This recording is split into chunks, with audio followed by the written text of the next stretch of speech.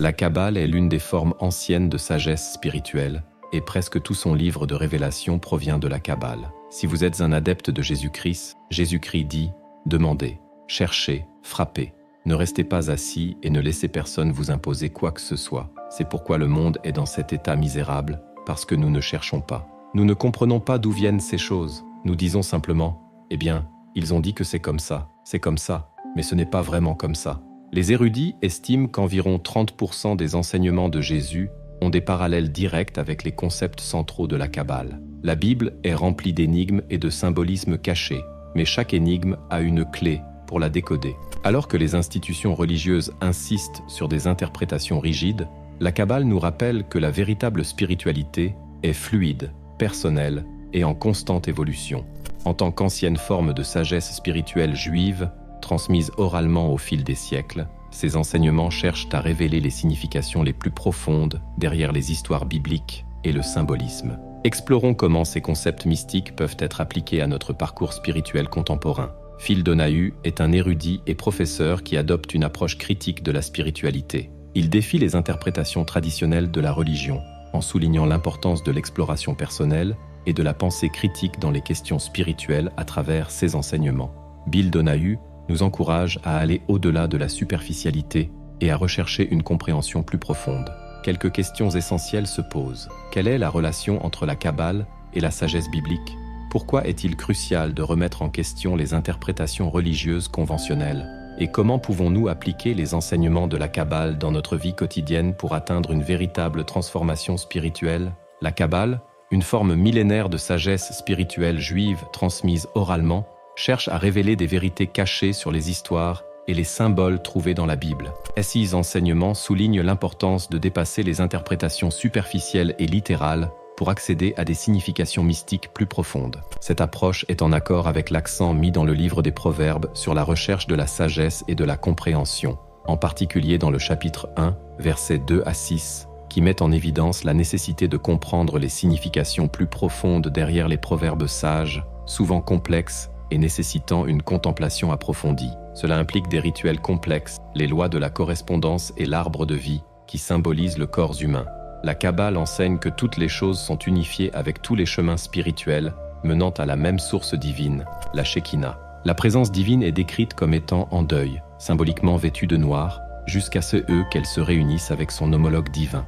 La véritable pratique spirituelle implique de se dépouiller des vêtements extérieurs, des histoires symboliques, pour révéler des vérités plus profondes, menant à la transformation personnelle. Cependant, essayer d'invoquer le pouvoir de la Kabbale pour des raisons mondaines conduit souvent à l'échec et à des problèmes similaires à certaines pratiques religieuses modernes. La pratique correcte implique d'adhérer à la Torah, qui signifie loi, et de comprendre l'ordre divin de l'univers. Dans Luc chapitre 17, verset 21, et Matthieu chapitre 6, verset 33, Jésus a souligné que le royaume intérieur et les rituels doivent être significatifs et compris, et non seulement réalisés de manière superficielle. Des textes anciens comme le Zohar décrivent la Torah comme contenant des vérités cachées sous des histoires mondaines, faisant écho à ce que Paul dit dans Galatès, chapitre 4, verset 24. En appliquant les principes de la Kabbale à la lecture de la Bible, nous pouvons accéder à des couches plus profondes de signification spirituelle. Par exemple, les histoires de la création et du Jardin d'Éden dans la Genèse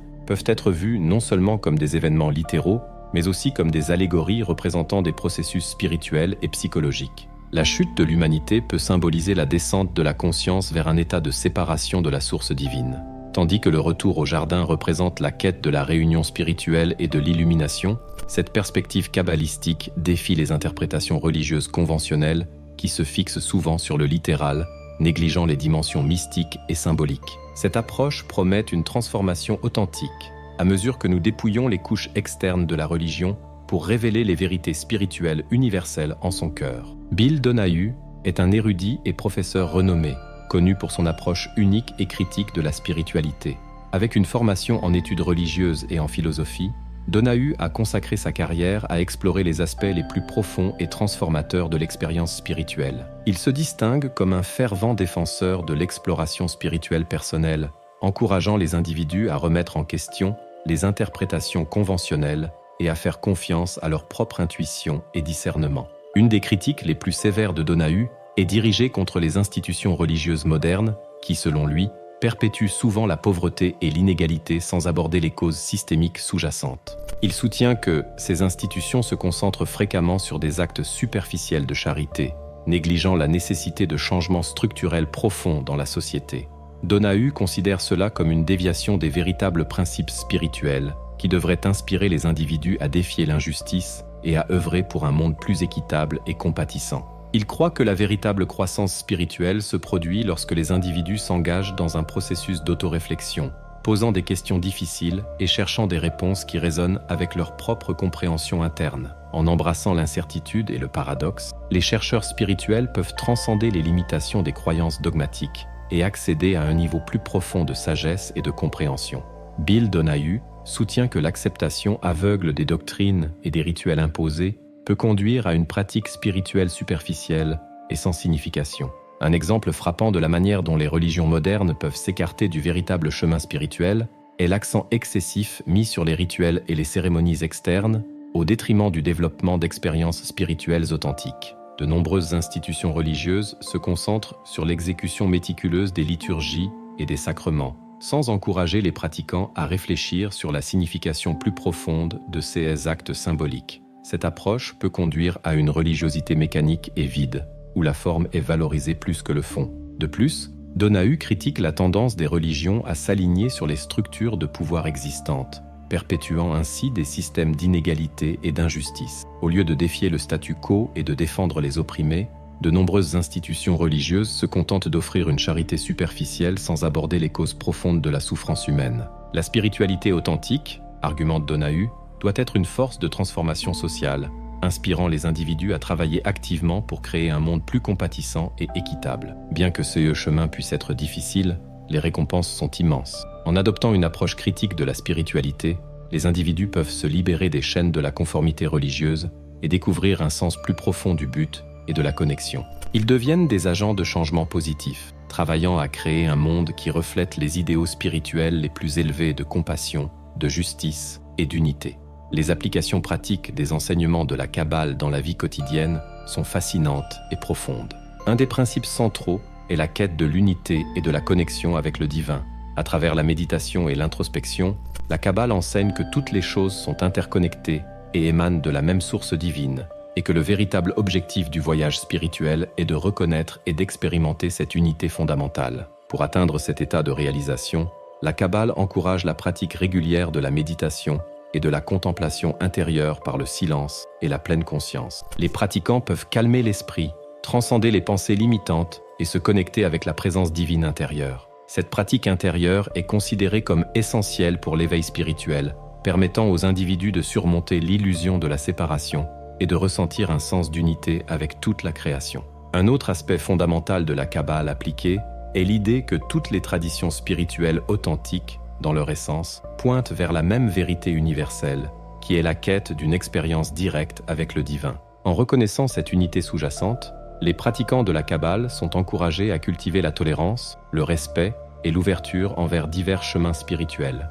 comprenant que toutes les personnes sont fondamentalement en chemin vers la source divine. Les pratiquants de la Kabbale peuvent transcender les divisions superficielles et embrasser un sens de compassion et de compréhension mutuelle. Ce changement de conscience a le potentiel de transformer non seulement des vies individuelles, mais aussi la société dans son ensemble. À mesure que de plus en plus de personnes s'éveillent à la nature interdépendante et sacrée de l'existence, la pratique quotidienne de la Kabbale peut prendre de nombreuses formes. En plus de la méditation régulière et de la contemplation intérieure, les individus peuvent s'engager dans des actes de bonté et de service altruiste. En reconnaissant la divinité inhérente en chaque être, ils peuvent s'efforcer de vivre avec intégrité, alignant leurs actions avec leurs valeurs spirituelles les plus profondes.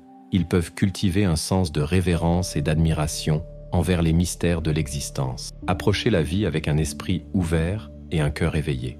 En incorporant ces principes dans leur vie quotidienne, les pratiquants de la Kabbale s'engagent sur un chemin de transformation profonde. Ils se débarrassent progressivement des couches d'illusions et de conditionnements qui obscurcissent leur véritable nature, révélant la lumière radieuse de la conscience divine qui brille en eux. En faisant cela, ils deviennent des phares de sagesse, de compassion et de paix dans un monde qui aspire profondément à ces qualités. La voie intérieure est la clé de la véritable transformation spirituelle, transcendant les limites des doctrines religieuses imposées. En cultivant une connexion profonde avec cette source interne de sagesse, les individus peuvent naviguer sur le chemin de la découverte de soi et de l'éveil. La pratique continue de la méditation, de la contemplation et de l'action compatissante aligne les pratiquants avec leur véritable nature divine. En fin de compte, le voyage de la transformation spirituelle est à la fois profondément personnel et intrinsèquement lié au bien-être collectif. Pour explorer plus en profondeur les implications fascinantes de la Kabbale et de la transformation spirituelle, regardez notre prochaine vidéo. Très peu de personnes connaissent ce savoir caché.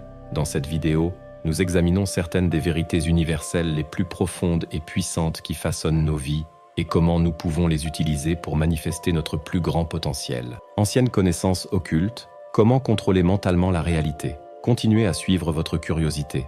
Je vous retrouve dans la prochaine vidéo.